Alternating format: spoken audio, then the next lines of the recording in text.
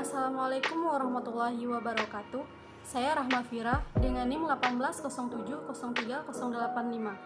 Saya salah satu mahasiswi Prodi Biologi Fakultas Sains dan Teknologi Universitas Islam Negeri Aramiri Banda Aceh. Baiklah, di sini saya akan mereview sebuah jurnal dengan judul River Continuum Concept. River Continuum Concept merupakan sebuah pendekatan yang menggambarkan perubahan yang terjadi pada sungai, perubahan yang terjadi yaitu kondisi fisik dan komunitas yang ada di dalamnya.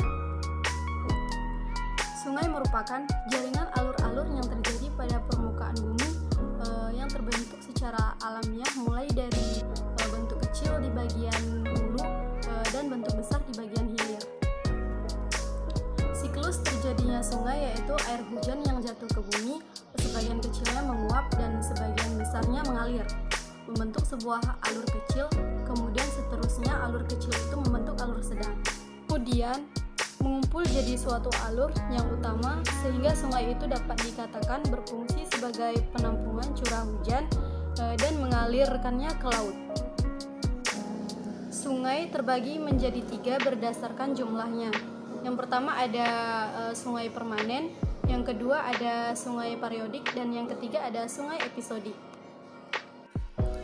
Yang pertama ada sungai permanen, yaitu sungai yang debit airnya sepanjang tahun relatif tetap, contohnya sungai Musi, sungai Mahakam, dan sungai Kambuas. Selanjutnya ada sungai periodik, yaitu sungai yang debit airnya banyak pada musim hujan dan debit airnya sedikit pada musim kemarau. Contohnya sungai Bagawan Solo dan sungai Barantas. Dan yang terakhir ada sungai episodik. Sungai ini merupakan sungai yang mengalir pada musim penghujan dan kering pada musim kemarau. Contohnya sungai Kalada dan sungai Matahari.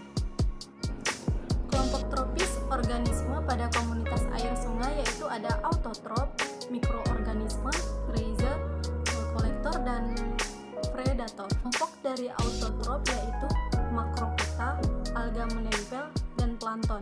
Kelompok dari organisme yaitu bakteri dan fungi.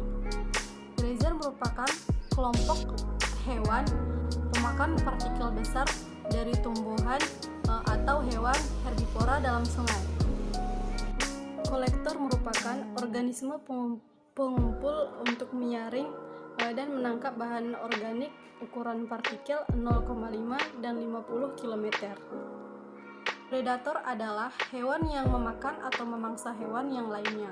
Sungai sangat dipengaruhi oleh material dari luar sistem, terutama material organik yang dikonsumsi oleh makroinvertebrata. Sekian dari saya, mohon maaf atas segala kekurangan. Saya akhiri. Wassalamualaikum warahmatullahi wabarakatuh.